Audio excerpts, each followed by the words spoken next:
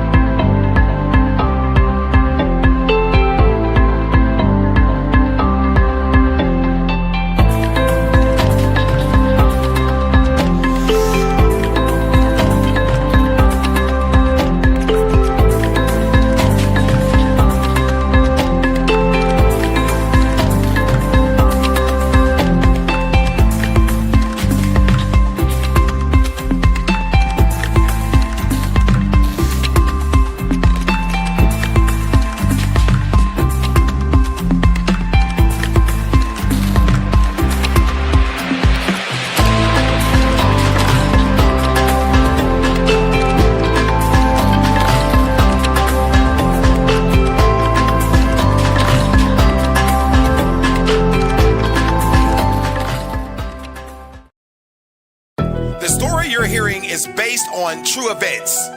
Everything you hear is based on the testimony of Rodney Ray Thompson, based on a true story. I represent the panic and schizophrenic, them crazy boys. Lunatics and sick way to get it rid of them crazy boys. Droppers, them helicopters, them chopper boys. What I seen in hell, you can't live with that smell. Burning hot and cold, I was crying up in hell. Christ got me out, and that's the story I'ma tell. You really think you gangster, but your life ain't real. Man, we gotta stop, rest in peace, Emmett Till. I used to run the streets crazy, I always stayed gone, I was fighting with my lady. Caught up in the hype, I used to live a triple life. I was 10 times crazy, would've hit you with a knife. Suicide attempts, I try to take my own life. My people always talking, but they knew I wasn't right.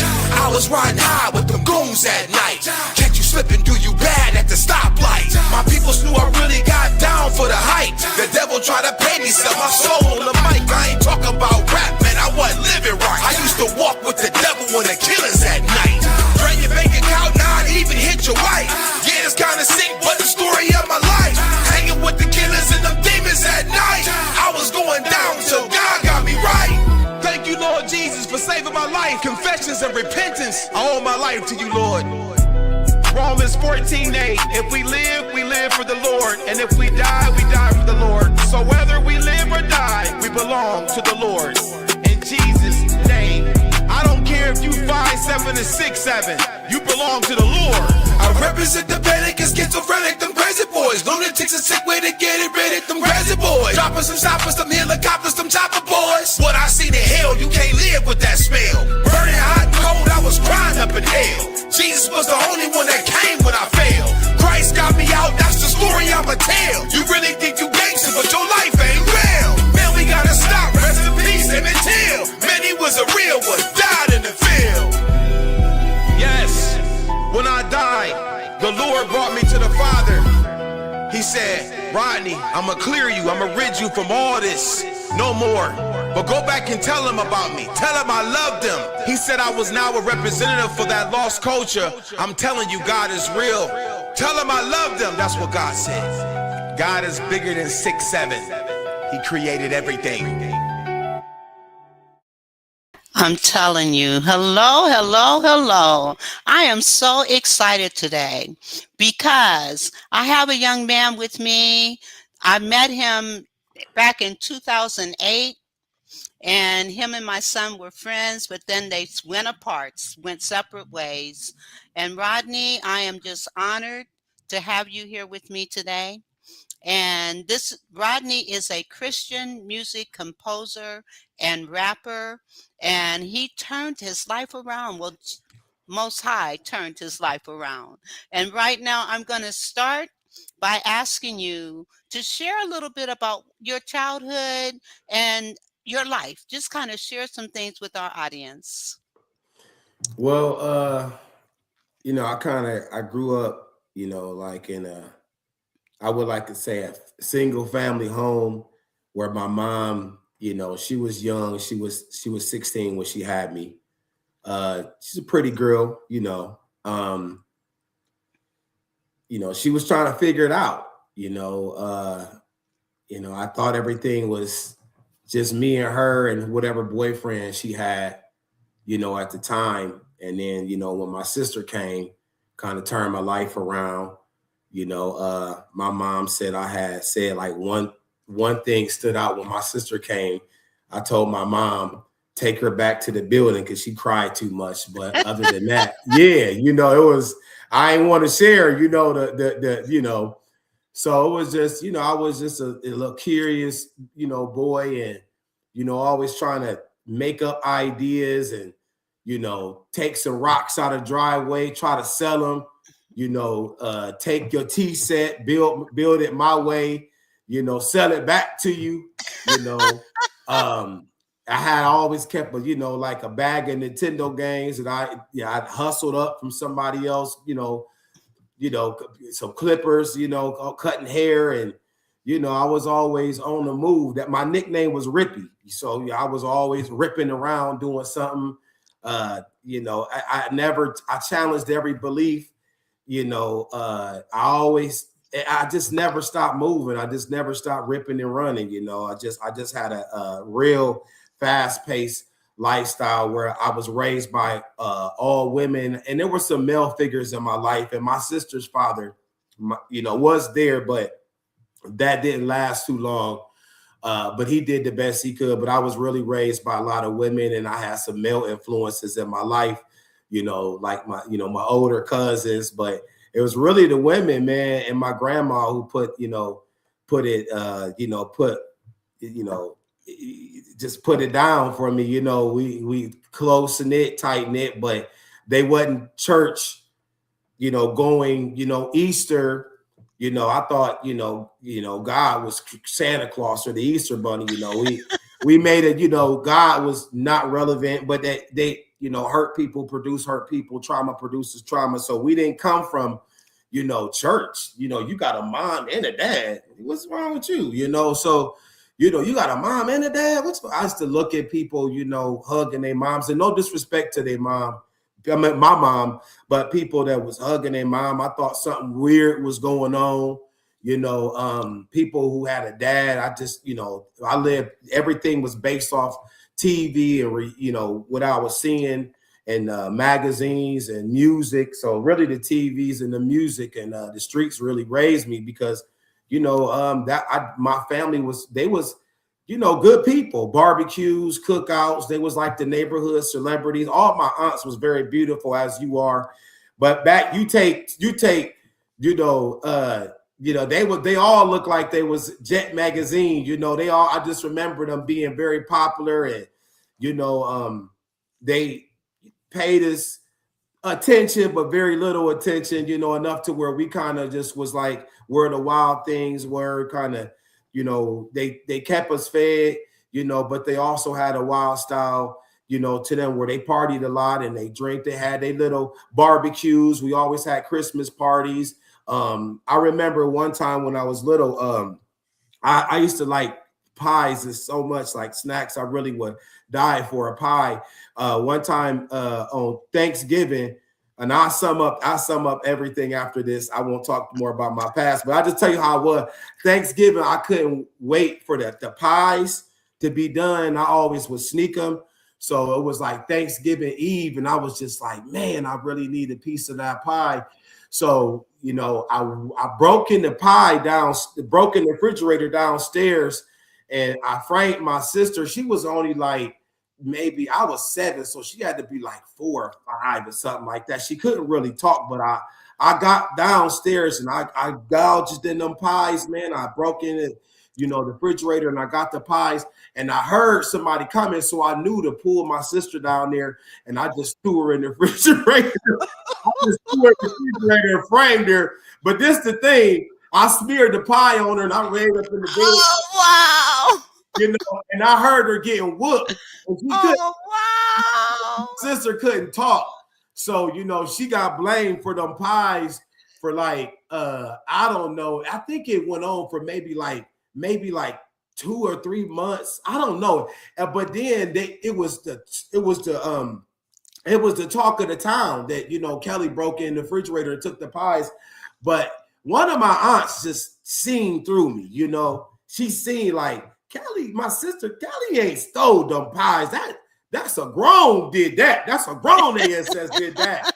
And I think I finally got caught, and they took me off of pies for like 2 years, and it was the most devastating thing. Yeah. So that was my first.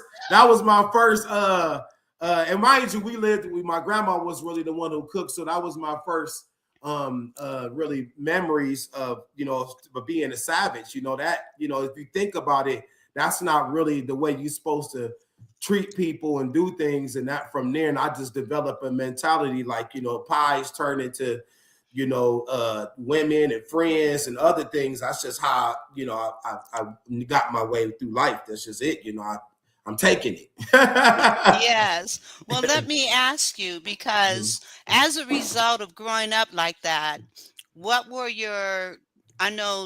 tell us about before your encounter. Tell us about some of the things that because I know you were an entrepreneur. You've been an entrepreneur ever since I've known you. You and my son did some things together business-wise, among other things. But if you could just kind of share what was walk us through your teenage up until that time of the encounter, and then we're going to talk about the encounter. Okay. So teenage, I always had a thing for like cars, sound system, you know, the music. I hung with my cousins, which they were grown, and they were like the neighborhood celebrities. And I had an older cousin that was like Debo, you know, and I don't really want to say his name on here, but everybody feared him, you know what I'm saying? So I kind of adapted his persona, and, you know, I would just, you know, I would taunt people and kind of pressure people because I had a big cousin that would, you know, mess you up, you know what I'm saying? Like, you know, we didn't have a dad, didn't have a mom, so I kind of rolled with the OGs, you know. So the teenage years really was just girls, women,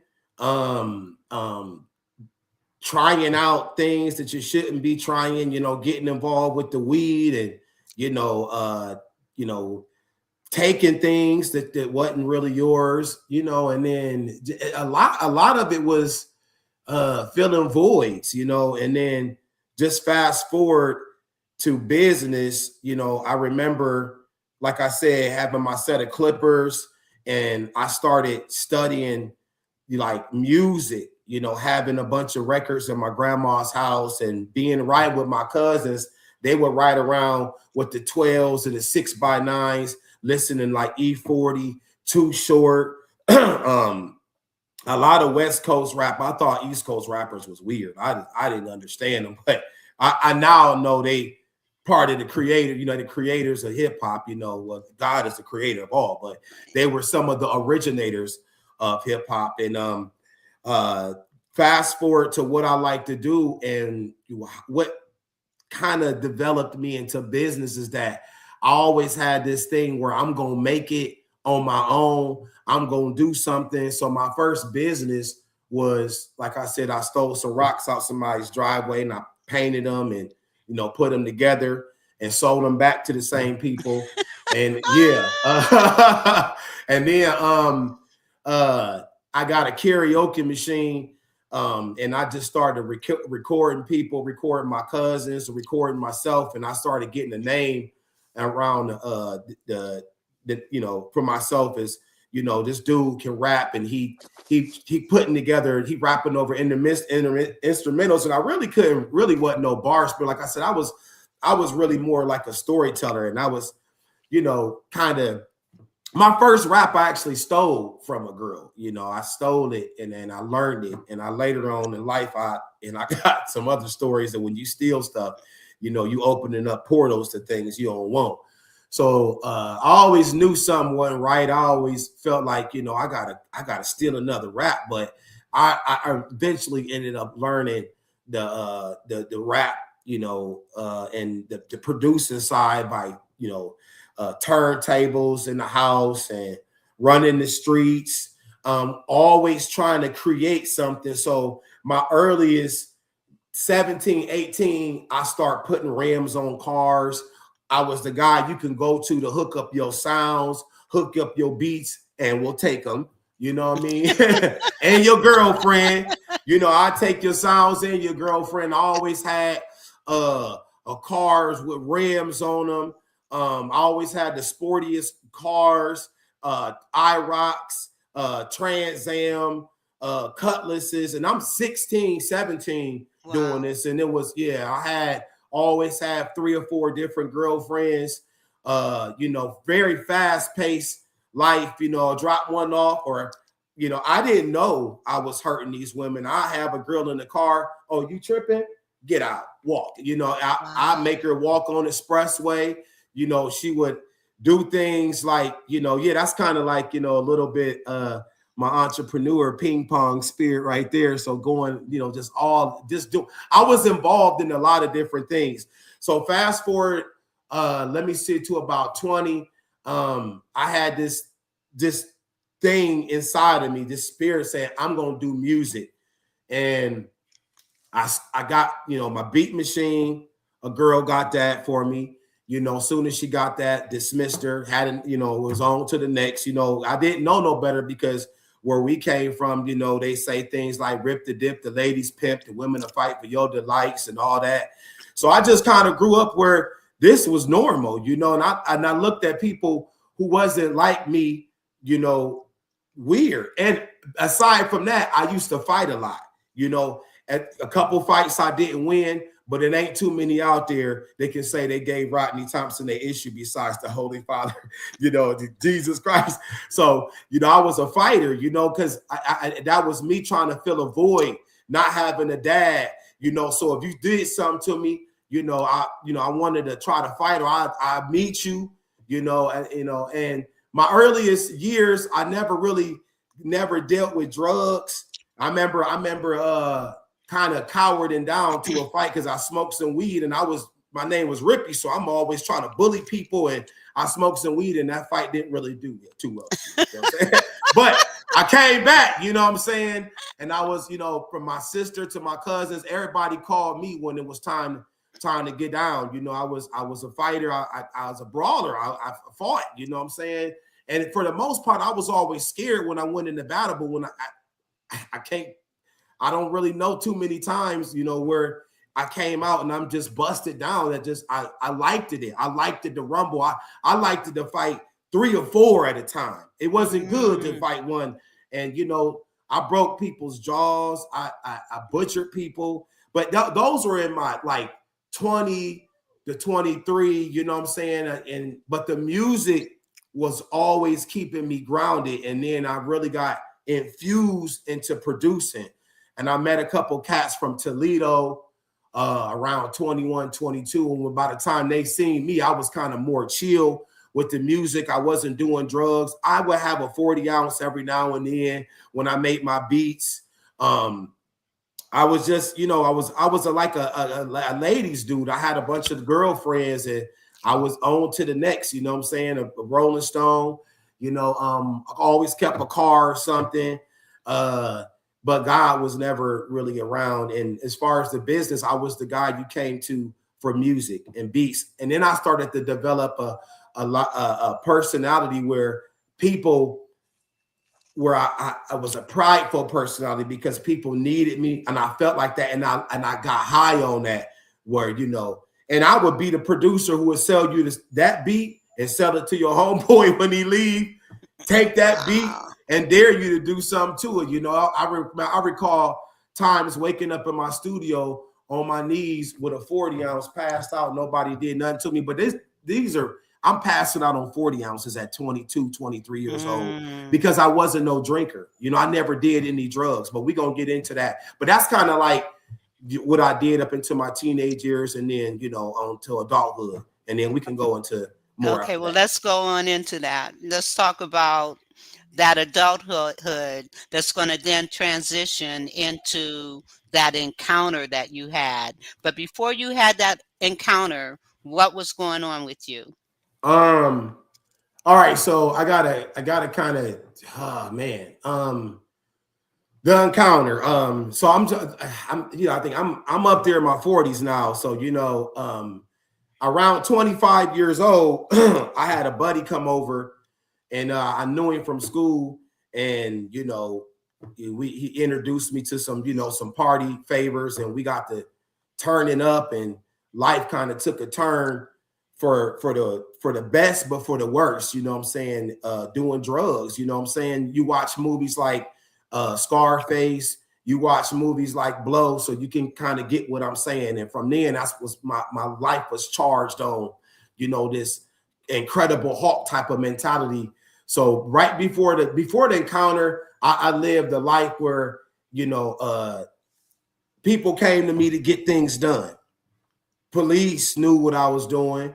The licks I was hitting, they wasn't $10,000 licks. Some of the things I was doing was 100,000, 200,000.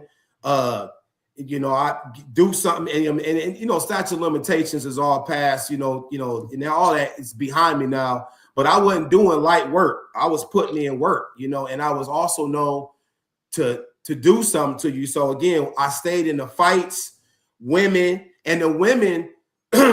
Oddly enough, now that I look back at it, it was the devil. It was the women that I was around. They loved what I was doing. It was a part of the program. You know, they was fighting over who would have me. And it wasn't just me that was fighting over his other pockets of dudes. Like, you know, I would have girls trying to kill me and stab me. And I'm like, man, don't let her stab me. But it was like, it was just a lot going on. But amongst that commotion leading up to the encounter, I done so much where people will call me when they needed things to disappear. People would call me when they needed things to happen a certain way. People will call me and they would just have me around because I was a nutball. I was completely suicide attempts. You know, I tried to take. Yeah. Let's talk about that now. And also your inner thoughts and feelings. How were you feeling? Was it anger? What were you feeling as you were living this life? Savage, complete savagery. You know, because now that I think about it, I was on complete autopilot. If somebody was being harmed, I was coming through with me and my people, my boys, my crew. I ain't gonna say who they was, but we was coming to wreak havoc. Whether it be my cousin or three of my peoples or 4 or 5 of them, we, you know, jaws was broken, people butchered, stabbed. We was coming through to turn it out. You know what I'm saying? So it was like, I didn't have any thoughts really, you know, because you living for the moment at the time. You living for the thrill. You do something. It was times where I'll be in a bar fight, and it's people that can attest to this. I got hit by tow trucks and still got up and come on, what up? And it was like it was rage. I was a psycho. I was just, you know, you mix that with some few things, ungodly things, and some alcohol. You can only imagine that I was active. It wasn't just me though. It wasn't just me. We was active. Okay, so what brought about your suicidal attempt? What was going on when you did that? I can go back and forth a little bit with it. Several attempts. The first attempt, I remember I was just with this girl, and my heart go out to her. You know, she's getting her help right now. She taking her walk. I ain't gonna disclose no name, but that's when you know I look back at it. I was with the devil, and I was the devil. You know what I'm saying? With the devil and the devil was together. It was just constantly fighting, arguing. You know, I could never get ahead. Every time I get a car, she busts the window. I meet a girl. it was just, I never seen someone as wicked as I was until I met her. So it was kind of like had met my match. And one day I couldn't take it no more. And I just try to, take my life, you know what I'm saying? And, I try to take my life. I don't know, it was blood everywhere. I had to get a lot of stitches and, I don't remember much and everything like that. But, when I went into the psych ward, I easily turned it around. I was very intelligent. I was able to spin it off on her. Like, I didn't do this. She did this. I'm trying to get out and get some coochie. What you talking about? You know what I'm saying? So it was like, I spent it on her and, but that wasn't the only time, and then a couple other times, well, more than a couple other times, I would set it up and it didn't go right.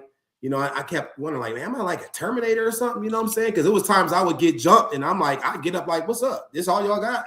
And I wasn't just no complete knockout artist, but it wasn't about to let you run me over. It was a couple dudes that tried me like that and it was real bad for them, but so one day I remember trying to end it all and I sold my Corvette. I set up everything. I had about 5 cars. Maybe 4 or 5 cars, jewelry. I set everything out right. And I was like, you know what, I'm done. I lived the most of my life.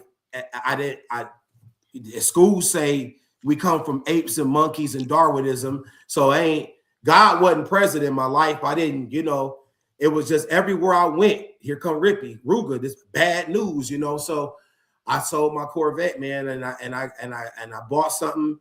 And I tried to end my life and I consumed it and I just would not die. And I just, I overdosed, woke up, and still here. And, I'm here, it wasn't my time to go. The amount of what I ingested, I should have died, without a doubt, you know what I'm saying? Without a doubt. But God had other plans. Yes. Bullets. But I mean, I'm talking about, I've been in situations where I see the bullets coming past my face, car getting shot up. It was one time somebody shot my car up, and people can attest to this.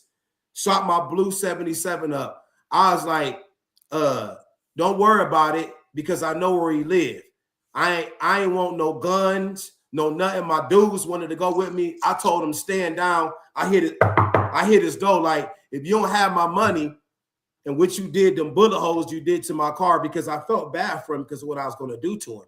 You don't have my money by 7 o'clock, I'm going to do something to you, and you need to check my jacket on who I am. So he called around a few people. I called a few people for him, and they knew who he was. And he gave me so much money, I felt like I was extorting him. So, because I had to do a ride along with I was in a car club, and my car was painted, fixed before that weekend, and and I was able to do the ride along. But that's the kind of dude I was. I wanted the bullets to hit me. So that was suicide right there. If you think about it, I was ready to go. I was just ready for action. Well, let's talk about this. Well, you know what? I have a commercial I need to play right quick. Okay. And after I play that commercial, we're going to come back and talk about this transformation. Yes. So let me pull it up right quick. Mama Knows creates high-quality products that are available to be used on multiple textures of hair. Her goal is to bridge the gap to stop people from having to use multiple products because of families with multiple hair types. Her products are currently being used on men, women, children of all ethnicities. Mama Knows products are available at www.mamaknowsproducts.com. That's www.mamaknowsproducts.com. You can also find her on Instagram at Mama Knows Products, because Mama knows what you need.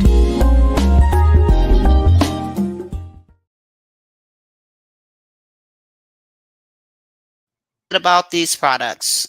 These products are wonderful. The moisturizers, the shampoos, the conditioners, the growth serums. awesome products, and they smell good, and they really condition your hair. So go to www.mamaknowsproducts.com. Why?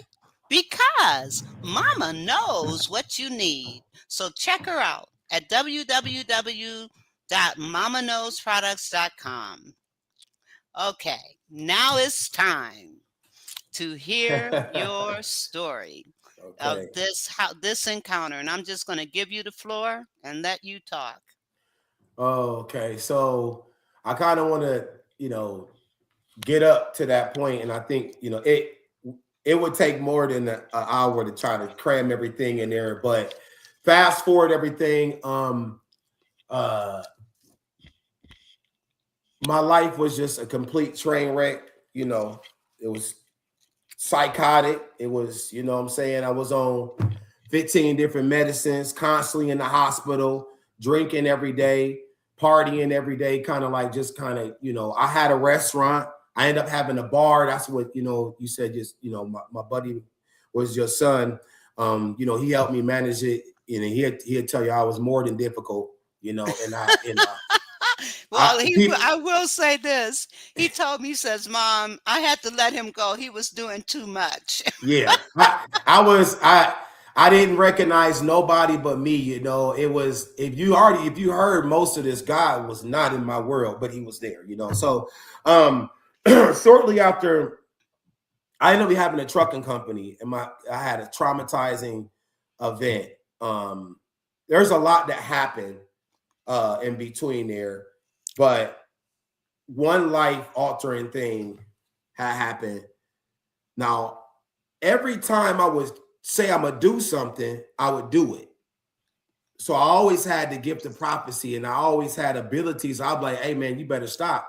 And it'll happen. So now we know who that was. And I'll get back to that later on. I'll say, I'm about to start this trucking company. How you gonna do that? That's gonna be 200,000. And I made it happen. However I made it happen. But one day I had a dream that my daughter was dead. And I jumped up at 3:00 in the morning. I'm panicking, and I tell who now is my wife. Now I said, hey, our daughter died. She dead, and I ran in the living room, and she was still there. So that was about 3:00 in the morning. 4 or 5, no, it's about 6 in the morning. I get a call saying my son was shot in the head. So at this time, the man who on his own understanding and don't believe in God, I'm like, now my superpowers is really kicking in. If you think you get what I'm saying? They're not powers, it's prophecy from who we get to that in a minute. So a day before that, my daughter ended up recording in the studio a song called Kitty on the Block about a kid getting shot in the head with a Nerf gun. So I'm putting all this together like, how is this possible? And so, and when my son got shot in the head, and I went to the hospital, I couldn't react. I couldn't turn into the dude I was, but everybody else was that dude. Flipping out, what we gonna do? What he gonna do? I know he about to go, and I'm like, yeah, somebody about to die. Yes. So, but I couldn't react. I couldn't, I was just calm, and something told me he gonna be all right. And I told everybody just to go home. He gonna be all right. And and he ended up being all right, with some complications and everything. But he got his own story to tell, and hopefully one day he'll share it with you. But leading up to this great the greatness that I call, to enter my life. It's so much more I can tell you and speak on throughout, the period of time to lead up into April 29th, 2024. That's the day in this very home. I was going through it with my who is now my wife. I was going through it with her. I just got custody of one of my kids. Things wasn't working out right. I wasn't really able to do the things I was that I used to do. Like I couldn't bust some moves without feeling guilty. It came to the point to where I'm like, I felt bad for doing the littlest things. And not just that, I was always like a Robin Hood, a villain, but a superhero and a villain. Like I always took from the rich and try to give to the poor type of deal. And I always made myself go broke by doing that, but I couldn't even do that. I'm like, I can't do nothing. You know what I'm saying? Like I fart feeling like something wasn't right, you know? But anyways, that attitude and that persona and drinking and living for the moment, it really didn't matter.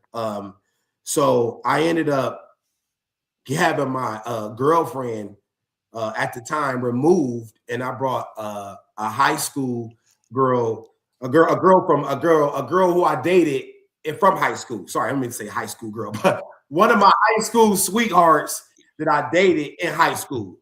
A girl from high school I had dated when I was a kid. You know what I'm saying? Me and her was real close, and I just ended up removing my at the time girlfriend out and brought my high school sweetheart in the home. And I'm like, I didn't know the damage of what that caused. I just wanted her out and somebody else new in. So there was a lot of fighting. There were a lot of things was going on. And I was on a path of trying to do something good. You know, like I had offers to go on a TV show for my restaurant, my cooking and all that stuff. And I turned all that stuff down. But the day I had her removed, it was like I started having some things happening where I was led to a church and I got baptized. So all I remember is April 29th, 2024, me and that girl, I brought my high school sweetheart home.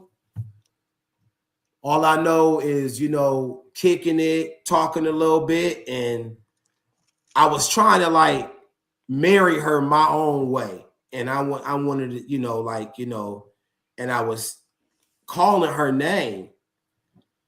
And I didn't really get permission to ask to use her name on the show. So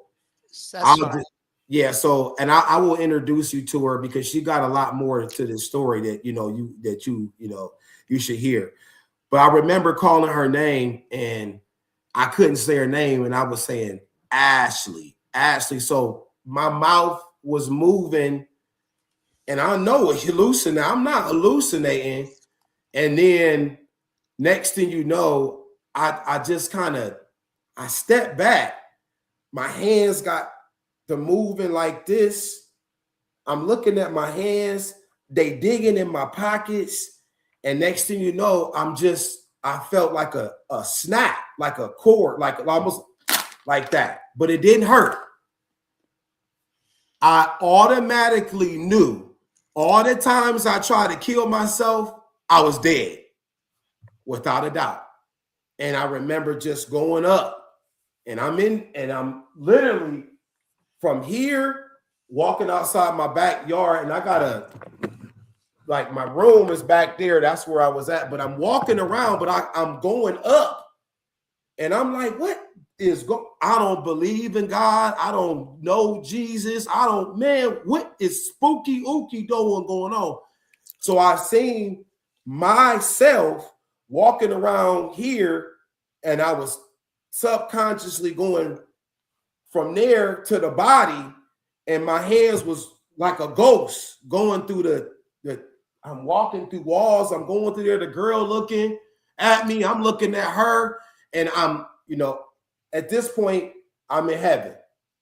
And I remember it's so much more to it, but I'm up there.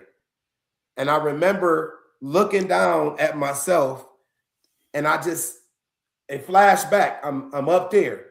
I seen this big maroon and gold floors, beautiful. The smells was good. It was just like the flowers, everything just beautiful.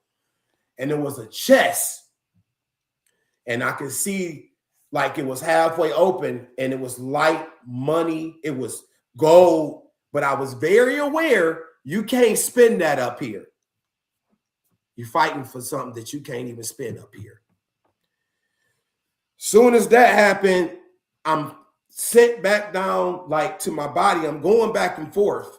And now at this time, you know, my hands is moving, my feet is moving on my own. It's like somebody picked me up like a little baby. And all I remember him saying is, how far you want to go? And I asked him, how far you want to go? Because I'm trying to fight whatever this is. I'm the hitter. What's going on? Like, I'm trying to fight whatever this is. Man, he emptied my pockets out, picked it back up, but I'm not doing it. It was God. And he asked me, how far you want to go? And I said it, how far you want to go? 7, about 5 or 6, 7 times too many. And I just remember going down, and where I was at, it was dark.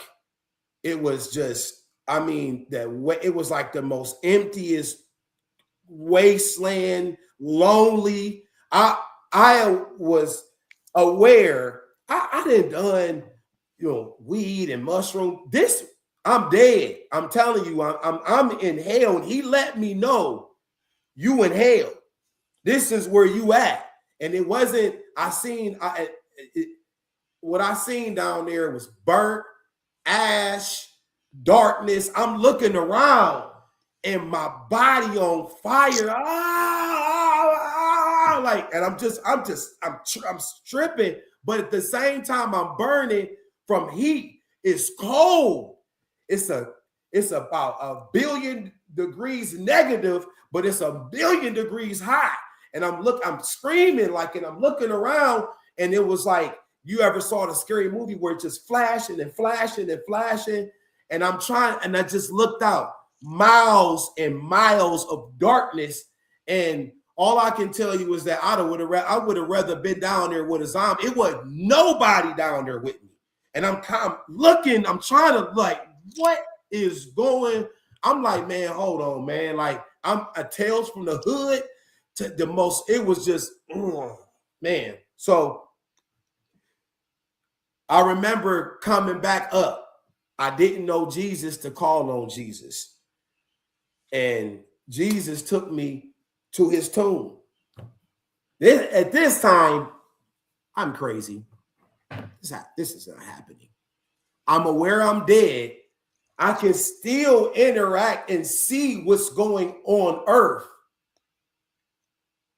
And he took me to my grave, showed me a bullet hole in my head, flashed my whole life ahead of me.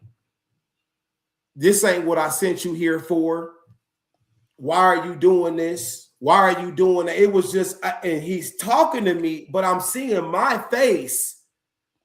And at times I didn't see no face. It was just the power and how gigantor amidst the energy was just, I knew I was like a coward. It was like I knew I was in trouble, but I knew whatever this was loved me. Mind you, I'm not playing this God stuff. I beat people up with, we believe in God, man. Shut up, man. You corny.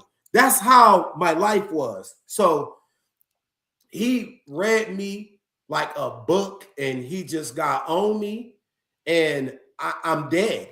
I'm aware I have to sit down here for eternity. And the way he was talking to me was, I didn't see no face, but I can see his expressions through just my mind. And I can hear that whoever this was extremely upset at me. So upon just going through the twilight zone, him going through my life, telling me everything I done, showing me everything. And he said, I remember it was loud. It was echoey. It was in my whole body. I'm sending you back. And you're going to create, you're going to build, you're going to save humanity. I'm like, But it is so much that was going on, you know, in between there. Mind you, I'm calling for my daughter. I'm calling for my kids. I can see the girl that was in my house, and I'm coming back and forth between heaven, earth. He played with my mind. All this life over here, it's like it's nothing. You know what I'm saying? It's literally nothing. So I just remember being in his presence and him reading me like a book and telling me everything I ever done wrong. And it was as real, it was as solid, it was like this. And he can move, you can fly, you can bend, he can do anything. So this is a man who don't believe in God, who is experiencing this, and I'm like, what's going on? So for a second, it was more than one time he was sending me back. I came back, the girl that was in my house, and again, I like to link you up with her so she can tell you, because she heard me screaming and running around here when, you know, like the scene of the lifeless body walking around. He said, I didn't send you there to do what you're doing. And I asked him, I said, who are you? And I am what I am. And he announced, you know, I just knew that was Yahweh. And he was not nice. He was kind. And I was confusing him with Jesus, because now I was aware at that time Jesus was present, but I didn't know who he was.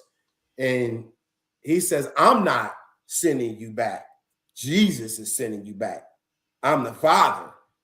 And I don't play none of these games you down there doing, or whatever you own.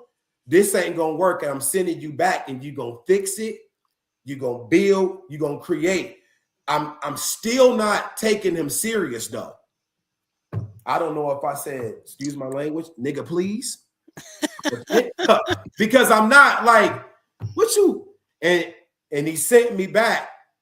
And I remember coming back to my body, and I'm looking at the girl that's in my house, and I can see through her. I can see through her insides.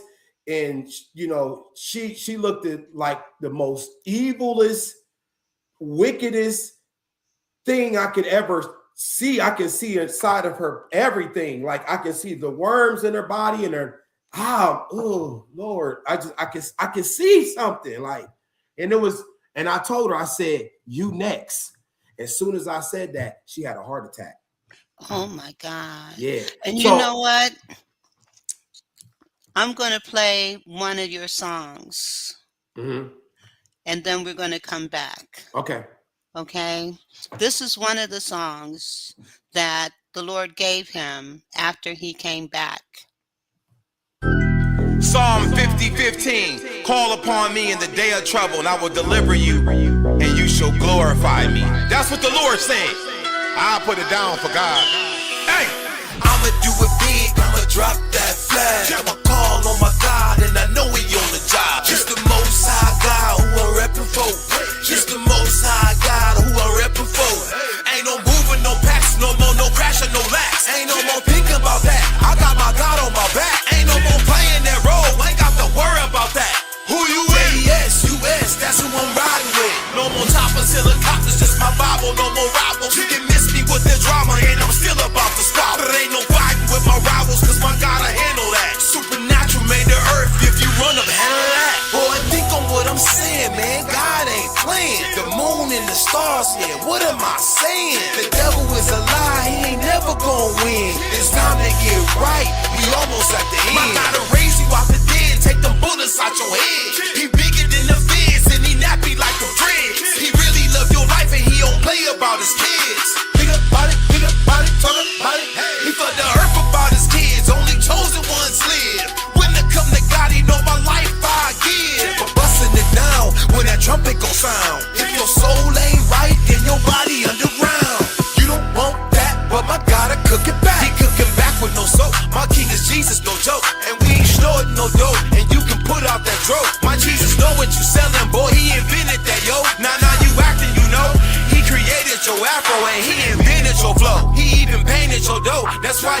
flexing with candy, ain't he flexing, you know? He see you counting your money, but who you repping, you know? I'ma do it real big with the Jesus Christ flow.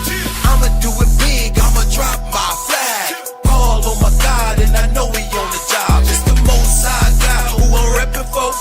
It's the most high God who I'm repping for. Hey, I'ma do it big, I'ma drop that flag. Call on my God and I know he on the job. It's the most high God who I'm repping for. It's the most high God who I'm repping for. Yes. Most High God. Okay.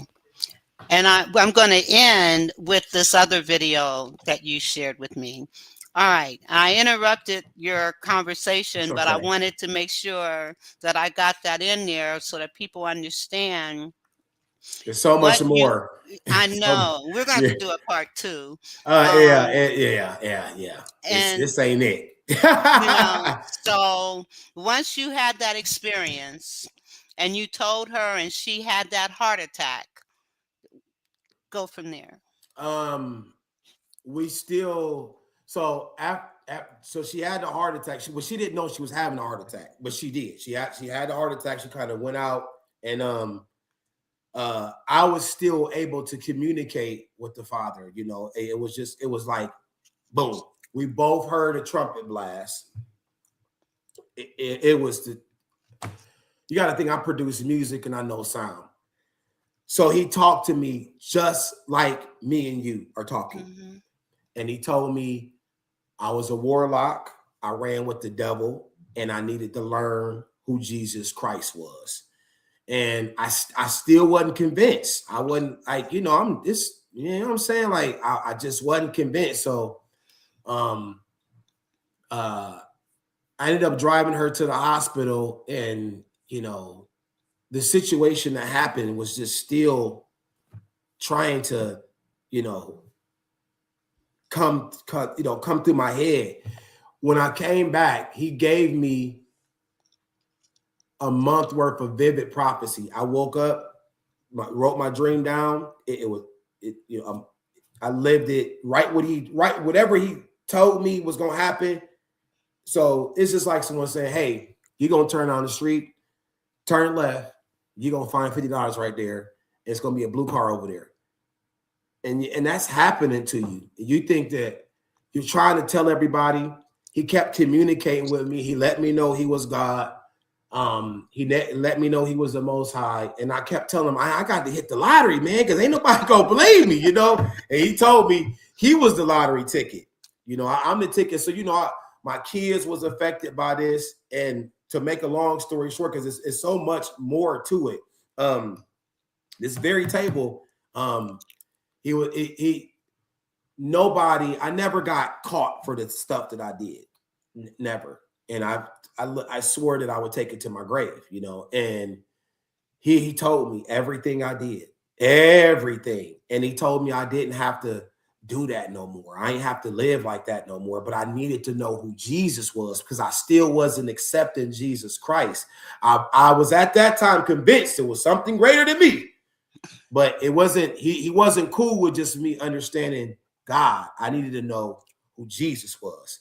And, that hell encounter is more to that. I can go in more vivid detail than that. But what he told me is that I had to learn who Jesus Christ was, and he gave me in this home, a beautiful home. This house was living and breathing like poltergeist. I'm packing my bags 2:00 in the morning because I know it was because he told me the devil was coming.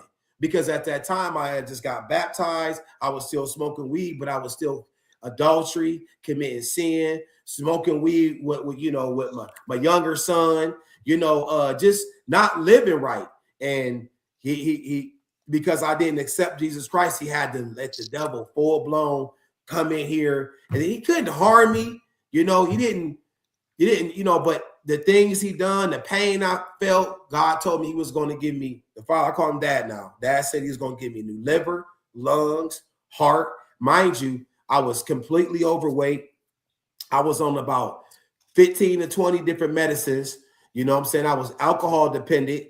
And I asked him, how do I know you're God? Because he said, I'm going to rid you of all those things, and people are going to hate you. They're not going to like you. You know, you're not going to be able to go through, you know, life no more the way he was doing it. And I kept saying, I got to hit the lottery ticket, man. He said, consider me the fact that I can talk to him is a lottery ticket. It's so much more. But he told me I had to live the book of Job, the book of Solomon.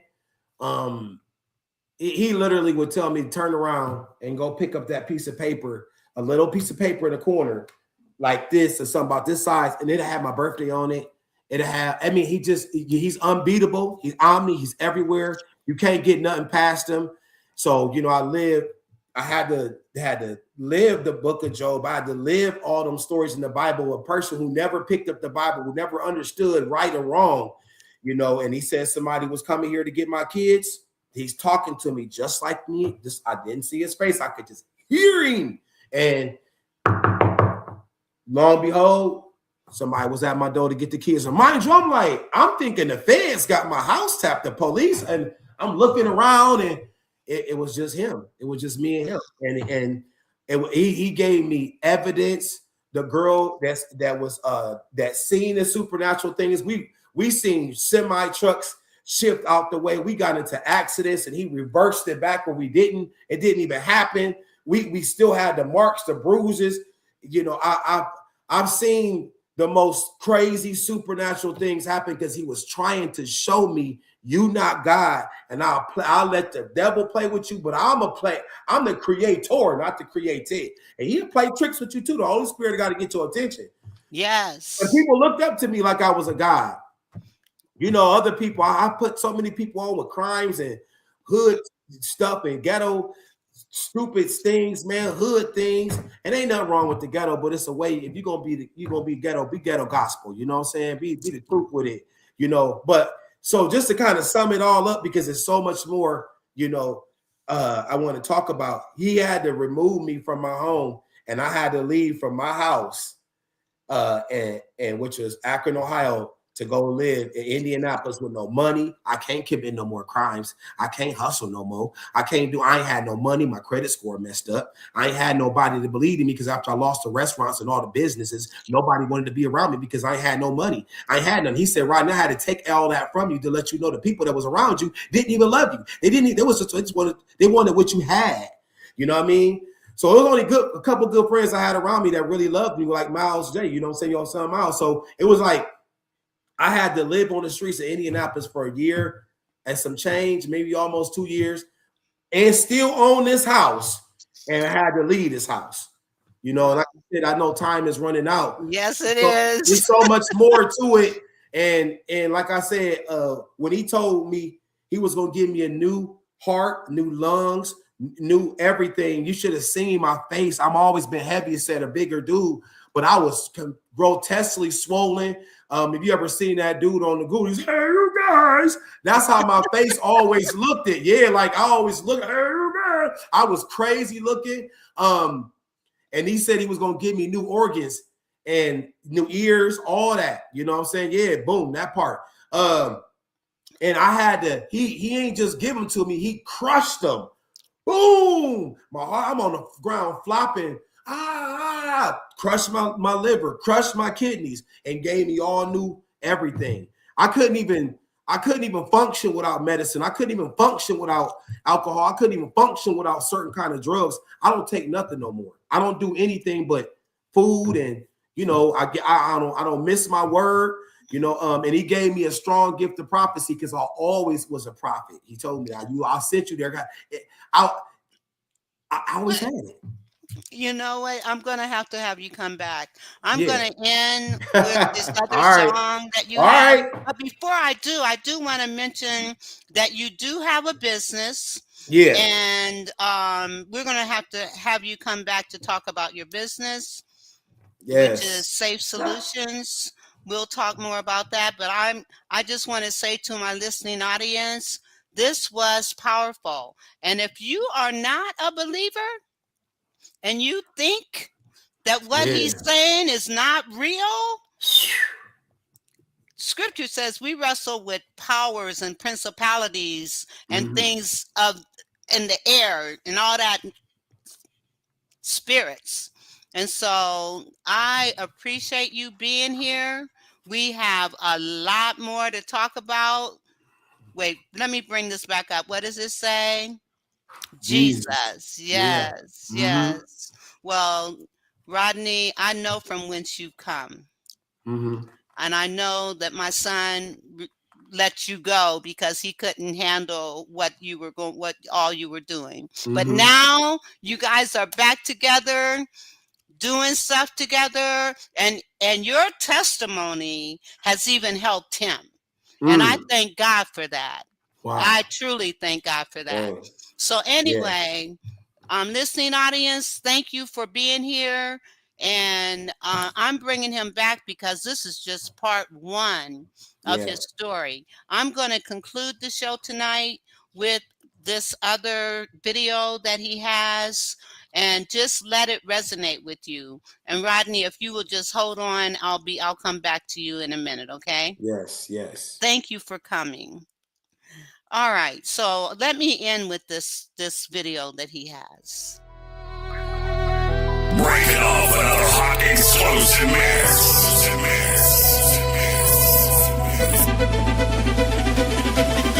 I try to tell my people, yeah, I died and came back. And everybody tripping saying, imagine that. And when I died, he gave me the answers to a lot of things. Man, I ain't crazy, I can even solve dreams. 7 days I spent on my knees begging please. He constantly give me prophecies, but everybody mocking me. I swear I never imagined this, I'm God's true witness. Just look at them and look at this, I swear you can't pretend this. Every revelations in the Bible meet you with the Genesis. I'm a new creation like a woman's egg, Genesis. I speak the siren truth, man, even preachers missing it. I give them prophecies in church and pastors like, what is this? I told them once before on Rodney Ray, God's witness. And if you think I'm lying with my words, try and touch this. The Most High God, he ain't playing, he'll shake the earth about this. About who, about me is one true witness. I don't need no guns or no vest or no protection. Don't try to come against me, change your heart and your direction. I ain't thugging on the block no more, I'm just God flexing. You try to run up, change your heart and your direction. Proverbs 24:15-16 warns against lying in wait to destroy the home or life of a righteous person.